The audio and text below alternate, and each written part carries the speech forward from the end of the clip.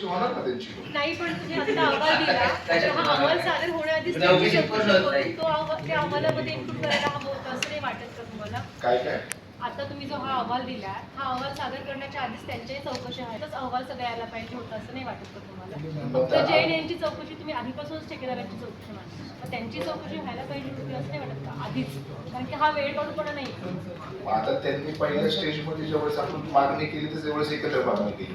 First स्टेजमध्ये ते उपसूचना bogus आहेत तर बोगस आहेत, तो अहवाल आला. आता ते सेकंड स्टेजमध्ये अजून त्याच्यातले मागच्या 2-3 वर्षाच्या एफडीचे प्रकरण ते प्रकरण बाहेर आले. तर असा हा अहवाल अख्खा पूर्ण नाहीच अजून तारखेचा संपेपर्यंत हीच अहवाल दोघांची जेवढं प्रकरण बाहेर काढले आम्ही तेवढं आलंय आता, त्याच्याबद्दल तरी समाधानी आहोत. पण पुढच्या काळात अजून काय करता येईल ते बघू. काय तुम्ही तक्रार करणार आहे का? सेवकांची फसवणूक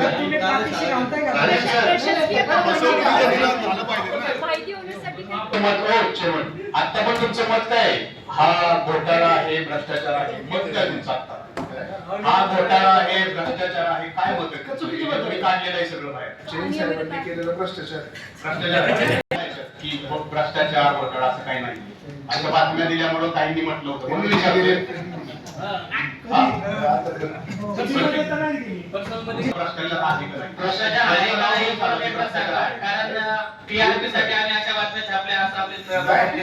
तुम्ही पण साथ देता उत्तमराव पण त्यासाठीच इथं प्रेसमध्ये आलेले आहेत. भ्रष्टाचार आहे हे मान्य करतील, ते पण बोलतील. शेवटी आज आपण सगळ्यांनी मिळून एकत्रच काम करताना असे लोकांना, चुकीच्या लोकांना लांब ठेवलंच नाही पाहिजे.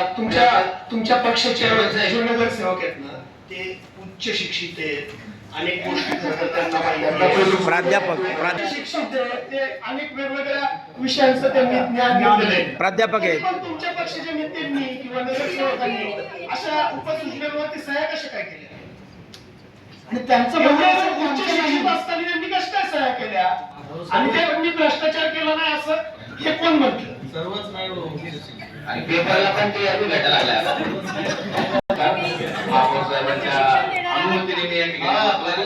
जास्ती नाही बोलला, जास्ती बोलत होतो मी. कॅपोला आयुक्तांनी जे सक्तीच्या त्याच्यावर पाठवलं, चौकशी केली, कॅपोची चूक केली, पण त्या नगरसेवकाची नाही. माझं म्हणणं एकच होतं की यामध्ये कोणताही पक्ष बदनाम नाही, कोणताही नगरसेवक बदनाम नाही. फक्त जी प्रशासनाची जी चूक आहे, त्यांनी जो उद्योग केलाय ती त्याच्यावर पुरली पाहिजे तरी, म्हणजे असे माझे म्हणणं होतं. त्या दिवशी म्हटलं की आम्ही पत्रकारितेचं शिक्षण घेतलंय, मग पत्रकारांचं याच्यामध्ये पुढे चुकलं. पत्रकारांनी कोणत्या ऐका ना, मी माझं पर्यंत पूर्ण होत्या. पत्रकारांचं असं पुढे चुकलं की तुम्ही जे पत्रकारितेचं शिक्षण घेतलं त्याच्यामध्ये कोणती गोष्ट चुकीची होती की पत्रकारांचं चुकलं नाहीये, मी तुमच्यातलाच आहे. आणि पत्रकारांचं जे बोललो मी, समजा थोडी दिलगिरी व्यक्त करतो, परंतु अमोलजी, परंतु एखाद्या पक्षाला, वैशाखाच्या पक्षाला जर बदनाम करायचं असेल तर ते थोडं कुठेतरी आपण बघितलं पाहिजे. पण वास्तविकता काय होती, कॅपोची जी चूक आहे ती पक्षावर शेकली गेली. पक्षावर कसं शिकले सत्ता भाजपची.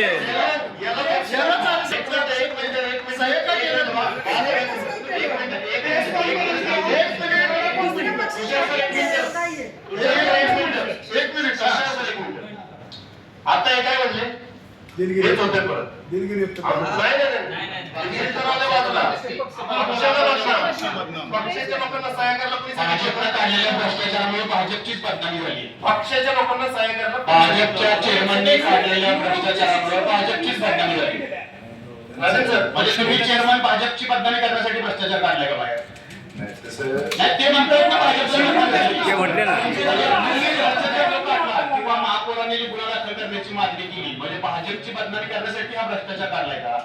आपण आता विषय बरकटायला नको. बरकटला कसं काय? बरकटत नाही हा विषय.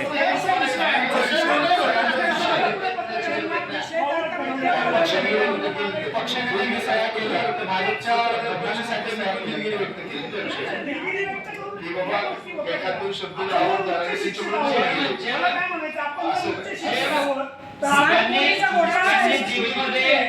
आणि परत ते म्हणायचं की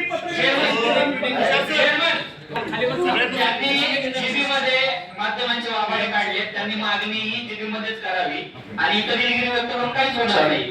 त्यांनी पुढच्या येणाऱ्या जीबी मध्ये हे करावी. करतील ते.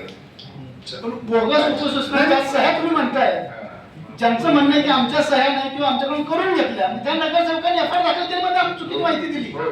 म्हणजे सगळे नगरसेवक एफआयआर दाखल करणार आहेत का? जे नगरसेवक म्हणतात माझी सही नाही, त्यांनी निश्चितपणे एफआयआर दाखल केली आणि पाहिजे. आणि जे म्हणतात माझी सही, ऐका ना, जे म्हणतात माझी सही आहे, सही आहे त्याच्यावर तुम्ही एफआयआर दाखल करणार का? कारण नाही. मूळ मुद्दा हाच आहे. तो मूळ मुद्दा नाही. परत एकदा सांगतो. मूळ मुद्दा हाच आहे. मी सांगतो. जे म्हणतात की मी सही केली. माझं मत त्याच्याबद्दल सांगतो. माझं वैयक्तिक मत सांगतो की बाबा एखाद्या नगरसेवकाने सही केली तर त्यांनी ती तरतूद वर्गीकरणासाठी सही केलेली आहे असं त्याला सांगितल्यानंतर त्यांनी त्या कागदावरती सही केली होती, परंतु त्याचा वापर चुकीच्या पद्धतीने कॅफोनने केला आणि त्याची मान्यता कुठेही नव्हती, जनरल बॉडीला बी नव्हती किंवा आमच्या स्टँडिंग कमिटीमध्ये नव्हती. अशी मान्यता नसताना कॅफोनने ते घ्यायचं नव्हतं, परंतु अशी घटना घडल्यामुळे त्या काही नगरसेवकांकडून चुकून त्या तरतूदसाठी सही झालेली ती काय बिना